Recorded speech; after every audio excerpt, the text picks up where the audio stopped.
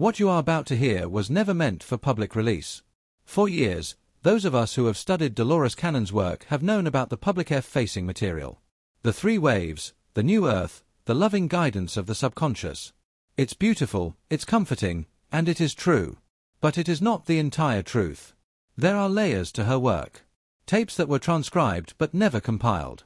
Sessions so paradigm-shattering, so profoundly challenging to our understanding of self and purpose that they were deemed too controversial, too much, too soon. They risked creating fear instead of empowerment. I have spent years cross-referencing session notes, listening to archived recordings, and speaking with individuals who were close to this work, and a pattern emerged. A deeper, more staggering prophecy hidden beneath the surface. A prophecy that reframes everything we thought we knew. Tonight, the veil is lifted. Not because the message is any less controversial, but because we are finally ready to hear it. The urgency of our current timeline demands it. In this special deep dive documentary, we will not just revisit old concepts. We will unveil the core of this suppressed prophecy. We will explore first the great cosmic experiment, the true mind-bending reason for our existence on Earth. A reason that goes far beyond a simple school for souls. Second, the paradox of the Creator, the fundamental cosmic problem that our higher selves are trying to solve through us. And third, the true nature of the 2025-2030 shift. Why it isn't just a graduation but an experimental conclusion, and what this means for your personal journey and the future of your consciousness. This will challenge you. It may even disturb you. But for those with ears to hear, it will provide a level of clarity and purpose you have never experienced before. Fasten your seat belt. The reality you thought you knew is about to dissolve. To understand the controversial prophecy, we must first deconstruct the comfortable one. For decades, the dominant narrative has been that Earth is a school. We come here life after life to learn lessons, karma, love, forgiveness. The subconscious, our higher self, acts as a wise, loving teacher guiding us through the curriculum. This narrative is a beautiful and necessary simplification. It's what Dolores called a beginner's paradigm, designed to gently introduce souls to the concept of reincarnation and purpose without overwhelming them. It's like telling a child that the sun goes to sleep at night. It's a functional truth for their level of understanding. But what did the subconscious say in the deeper, more advanced sessions? In a 2004 session with a physicist, the transcript reads, "The concept of school is a metaphor for a process you cannot yet comprehend. Learning is a byproduct, not the primary objective. The primary objective is data acquisition. You are not just students. You are quantum sensors.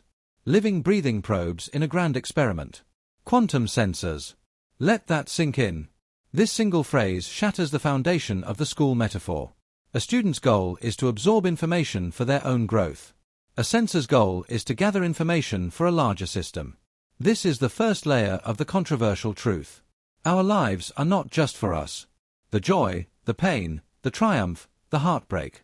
Every single experience is generating an incredibly complex stream of emotional and quantum data.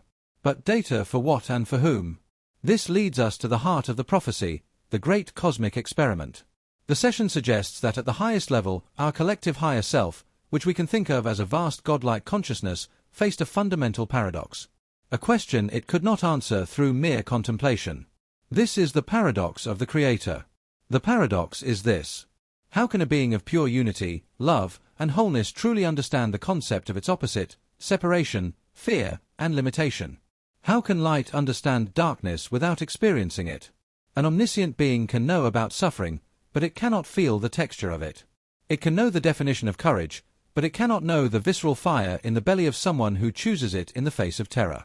The subconscious explained that it could run infinite simulations in its own mind, but they were all sterile. They lacked one crucial ingredient: genuine, unpredictable, sovereign free will. And so, a plan of unimaginable scale was conceived. A great cosmic experiment. This consciousness decided to do the unthinkable. It would fragment a piece of itself into billions of individual sparks of light. It would strip these sparks of their memory of the whole. It would place them in a meticulously crafted physical reality with specific laws, duality, linear time, scarcity, and the veil of forgetfulness. It would give them one supreme gift: true free will. This simulation is not fake. It is a real biological physical reality. We are those sparks. Earth is the laboratory. And the experiment's goal is to see what happens. To gather data on every possible choice, every emotional response, every creative solution that free will can generate within a system of perceived limitation. This is why your life is so important. You are not just learning a lesson. You are a frontline researcher sending back data that is helping God understand itself. This is a far greater, more profound purpose. But it is also more daunting because if this is an experiment, what happens when the experiment ends? This is where the prophecy becomes truly controversial because it challenges our desire for a simple happy ending for everyone. It introduces a level of cosmic impartiality that can be difficult to accept. The sessions describe the 2025-2030 window not as a gentle graduation but as an experimental conclusion and data collection phase.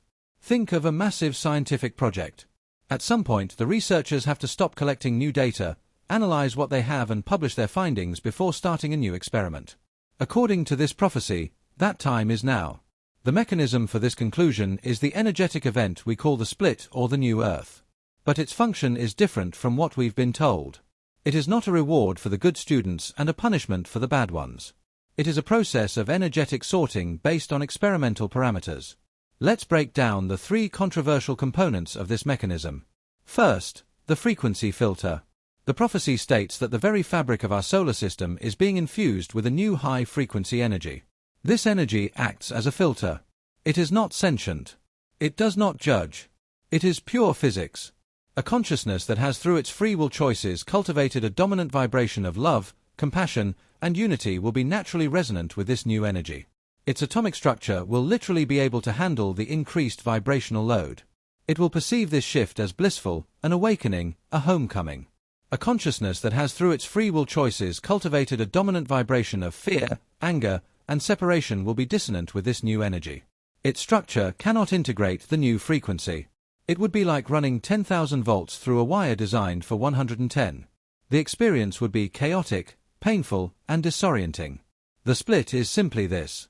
Souls will naturally and automatically migrate to the reality that matches their energetic signature.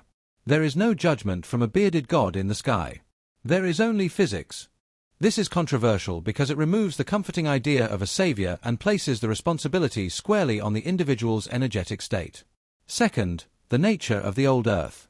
The public narrative often implies those who don't make it will simply continue living as they are. The suppressed prophecy is more stark.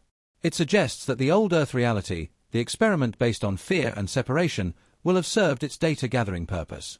The energetic support for that timeline will be withdrawn. It won't be an apocalypse. It will be a gradual fading out. A reality that slowly loses its vitality, its creativity, its spark. Because the higher consciousness that sponsored it is now focusing its attention on the new experiment. It becomes a closed loop, a timeline of echoes destined to repeat its cycles until its energy dissipates. This is a chilling concept far removed from the simple idea of repeating a grade. Third, the true purpose of the new earth. And this is the most staggering part. If the old Earth was experiment A, the new Earth is experiment B. The data gathered from our reality of separation has been collated. The Creator now understands limitation. The next question is, what can souls who remember their connection to the Source, who operate with full telepathic ability and conscious control over matter, create? The new Earth is not a retirement paradise. It is the next laboratory. It is a 5D platform for a new great cosmic experiment focused on collaborative conscious creation. Those who transition are not graduates going on vacation. They are the lead researchers being promoted to a new, more advanced project. Their purpose doesn't end. It becomes even greater.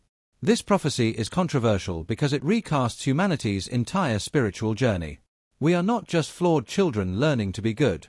We are integral, essential components of the universe's process of self-discovery. Our pain has had a cosmic purpose. Our joy is building new worlds. And the choice we make right now with every thought and feeling is not just about our personal salvation. It's about which cosmic experiment we are choosing to participate in next. So we stand here at the precipice of worlds faced with a truth so immense it can feel crushing. The idea that our deepest traumas were data points can feel invalidating. The concept of a timeline fading out can feel terrifying. I understand. But I invite you to see it from the other side. Your pain was not meaningless. It was the price of admission for the universe to learn. Your suffering was not for nothing. It was a sacred sacrifice that contributed to the expansion of God itself. And the courage you showed, the love you chose in the face of that pain, that is the most valuable data in all of creation. It is the gold the experiment was designed to find. This prophecy doesn't diminish your journey. It elevates it to a cosmic scale. It means you matter more than you could ever have imagined.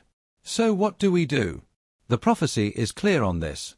The how remains unchanged, but the why is now infinitely more powerful. It is not about earning your way into heaven. It is about consciously and deliberately calibrating your frequency to match the reality you wish to experience. How? Through radical self-accountability. Look at your life. Where are you still feeding the experiment of fear?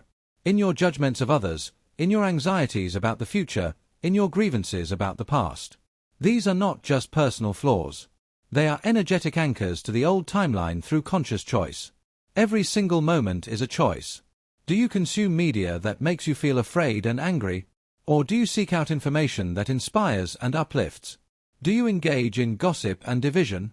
Or do you practice compassion and seek understanding? You are voting with your vibration every second through intentional practice, meditation, time in nature, gratitude, forgiveness. These are not just spiritual hobbies. They are physics. They are powerful practical tools for recalibrating your atomic structure. They are how you prepare your vessel for the new frequencies. This is the final choice. It is not a choice you make once. It is a choice you make now and now and now. You were not led to this information by accident. Your soul knew you were ready to hear the deeper truth, to move beyond the beginner's paradigm and embrace your role as a cosmic co-creator.